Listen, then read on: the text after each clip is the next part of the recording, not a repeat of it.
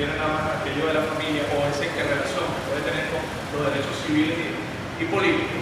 Y lo otro, que es una carencia que tenía la Convención como tal, era los mecanismos de protección. Entonces, básicamente, ese era el porqué del protocolo de San Salvador. Fue aprobado el 17 de noviembre del año 88 en San Salvador, ratificado por Venezuela unos meses después, el 27 de enero del 89.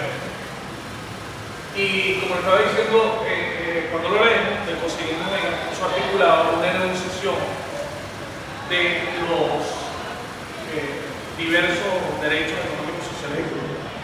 Hicimos una negociación por artículo, habla sobre el derecho al trabajo, condiciones de trabajo, sindicalización, seguridad social, salud, ambiente sano, medio ambiente sano, alimentación, educación, los beneficios de la cultura, protección de la familia, y no se enfoca simplemente en esa protección de la familia, sino también en uso, aparte de lo que es con respecto a los derechos de la niñez, los ancianos y los minusválidos.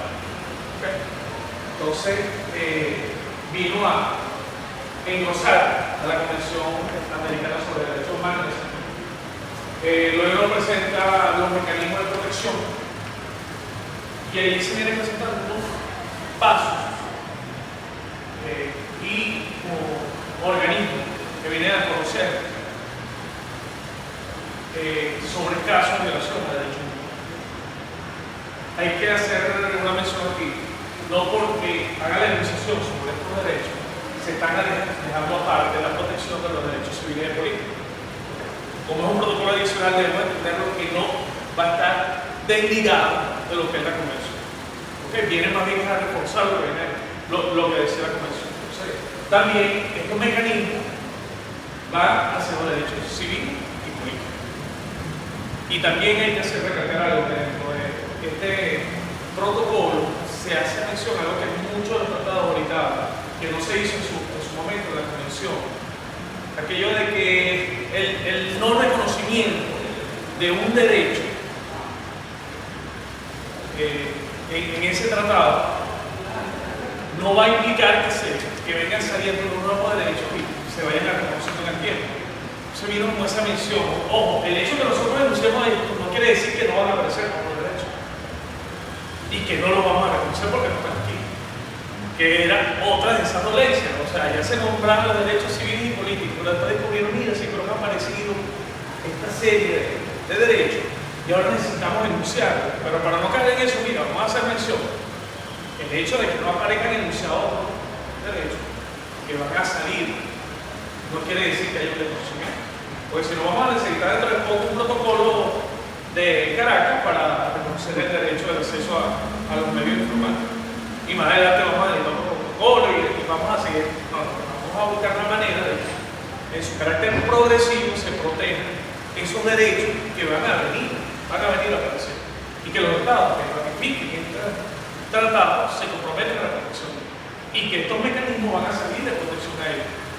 Entonces, entre los mecanismos se habla de unos pasos, de un informe que se envía al secretario general de la OEA. Él remite informe al Consejo Interamericano. ¿Me recuerda? Vamos a agarrar la chuleta aquí. Económicos y sociales, y el otro es el Consejo Interamericano de Educación, Ciencia y Cultura. Ciencia y Cultura. Estos organismos también elaboran informes, examinan la situación, pero también existen dentro de este sistema organismos especializados en cuanto a materias específicas. Más o menos lo que estabas comentando tú, que hay diferentes materias y hay relatores en esas materias específicas, y ellos colaboran. Tanto estos organismos especializados como estos consejos elaboran informes, hacen evaluaciones, remiten informes a la misma Secretaría y también presentan informes a lo que es la Asamblea Anual de la Organización de Estados Americanos. Con respecto a dos derechos en particular, estamos hablando aquí de la sindicalización y la educación. Cuando existen violaciones por parte del Estado con respecto a esos dos derechos en particular. Se pueden hacer peticiones individuales, tanto al Consejo Interamericano de Derechos Humanos y, cuando sea el caso, ante la Corte Interamericana de los Derechos Humanos. Se le abre esa puerta a las peticiones individuales, específicamente con respecto a esos dos derechos. Eso es el enunciado que conseguimos del Consejo. Y habla también de lo que estaba diciendo, la naturaleza colectiva de los derechos. El hecho de que no aparezca en el enunciado no implica que no van a aparecer los nuevos derechos, y no implica de que se van a quedar nada más en la simple enunciación. Los derechos deben ir evolucionando. Entonces también entra como en ese mecanismo de protección. La responsabilidad de los Estados. Hay un compromiso por parte de los Estados que ratifican el protocolo, que dice adoptar medidas hacia lo interno, y hay medidas de cooperación con otros Estados en la protección de los derechos económicos, sociales y culturales y los derechos civiles y políticos. Entonces tienen dos vertientes, hacia lo interno, pero también de cooperación con otros Estados, para que se desarrollen a nivel regional. Esas medidas no deben ser contradictorias con respecto a los derechos, y la otra es que no debe ser restrictivo ni limitativo de los derechos, que es otro compromiso que asumen los Estados para ratificar este protocolo. ¿Y qué debe hacer la sociedad civil? ¿Cómo participa la sociedad civil en la protección de estos derechos? Lo primero, valga la redundancia, participando. No puede ser una sociedad pasiva, silente, siempre van a estar presentes rasgos de violaciones de derechos humanos en mayor o menor medida. Entonces, el principio es no ser pasivo ante lo que pasa y utilizar los mecanismos, tanto en lo interno, porque estamos entendiendo que se están adoptando medidas hacia lo interno para la protección de esos derechos, recurrir a esos mecanismos internos, y cuando se dé caso, recurrir a lo que son los mecanismos externos, que tenemos los mecanismos externos de protección dentro del mismo sistema interamericano. Y por otro lado, participación, información, dentro de la misma participación está la denuncia, también está la cooperación. Hay un aspecto muy importante. Cuando la sociedad deja de ver al Estado como enemigo, el poder como enemigo, y se convierte en cooperador junto con el poder para desarrollar estos derechos.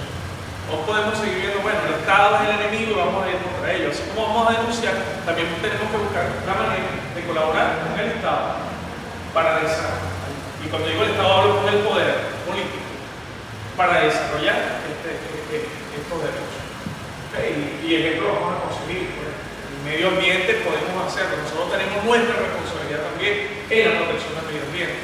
La responsabilidad total no es del Estado, no es del poder. Y tenemos responsabilidades en muchos de estos aspectos. Cuando hablamos de la salud, el gobierno tiene que dotar de los hospitales, etcétera, pero también nosotros tenemos en ese espíritu de cooperación una responsabilidad en cuanto a alimentarnos bien, en cuanto a cuidarnos la salud, y eso es también parte de la cooperación que tenemos nosotros con el poder. No puedes debilitarnos. O sea, si yo me enfermo, la culpa del poder. No, tú también tienes una responsabilidad con respecto a la protección de esos derechos. Tienes que proteger a tu hijo con respecto a la salud. El Estado no es el que está ahí encima, tú también tienes que estar encima de él. Entonces, es una manera de que la sociedad participe. Aparte, como ente crítico, que también sea cooperativo. Bueno, eso